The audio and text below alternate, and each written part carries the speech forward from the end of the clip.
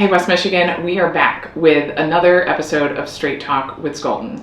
Today I wanted to discuss a major change happening within our federal student loan system.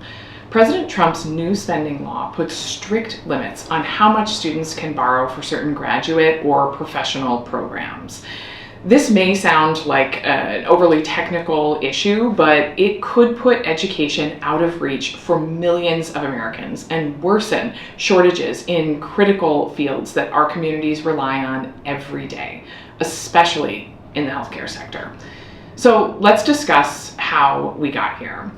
For years, students in graduate programs could borrow up to the full cost of attendance through the federal Graduate Plus loan program. There were no yearly limits and no lifetime caps. That flexibility helped people pursue advanced degrees in nursing, counseling, social work, public health, education, leadership, and so many other fields that keep our communities strong. That changed this summer. In July, when President Trump signed the One Big Beautiful Act into law, he also ushered in a new reform that eliminated the Graduate Plus loan program in its entirety and replaced it with strict annual and lifetime borrowing caps. Under the new limits, graduate students can borrow up to $20,500 a year, capped at $100,000 total. Students in certain professional programs can access a higher limit of $50,000 a year, capped at $200,000 over their lifetime. The challenge is that the law never defined which degrees count as professional. So the Department of Education stepped in and created a new, much narrower definition than currently exists. According to the Department of Ed, only 11 programs now qualify as professional degrees. Let's guess where these programs lie. These include medicine, law, dentistry, pharmacy, veterinary medicine, optometry, osteopathic medicine, podiatry, chiropractic, theology, and clinical psychology. Every other advanced degree will fall under the lower graduate loan limits. That includes graduate nursing programs, public health, social work, counseling, occupational therapy, speech and language pathology, and many of the applied health fields that keep our healthcare system running. The department says this definition is based on older classifications and is still going through its review process. You know what that means? Make your voice heard. But the definition itself that they're giving is clear. Most students in these fields will no longer have access to higher loan caps that professional programs receive. And it's essential because the cost of higher ed is on the rise.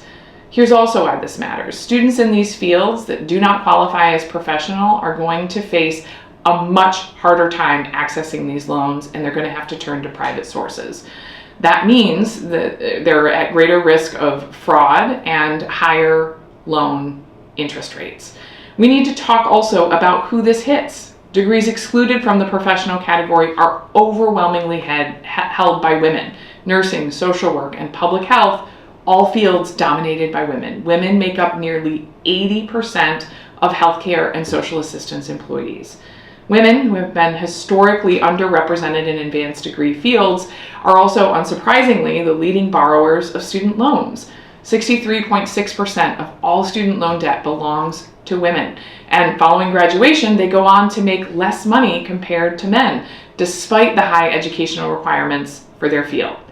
That is totally wrong. We have to do something about the overall student loan problem and the student debt crisis in this country, but simply excluding women-dominated professions from the same borrowing caps as others is not the way to go about it. These rules are unfair and discriminatory. When federal rules separate these fields from medicine or law and provide tighter loan limits, the financial burden falls hardest on women. That is why so many professional associations have raised concerns about the long-term impact of this change. We are already facing a national nursing shortage in this country that is at a crisis level. The youth mental health crisis means we need more, not less, social workers and counselors. This matters here at home. West Michigan relies on workers in nursing, social work, counseling, and public health. Our hospitals, schools, clinics, and long-term care facilities, community health centers depend on graduates from these programs. If students face higher costs due to the proposed definitional changes, it's going to be harder to train, retain, and keep the professionals that we need in our community. This could affect access to care, support for families, and the strength of our entire workforce.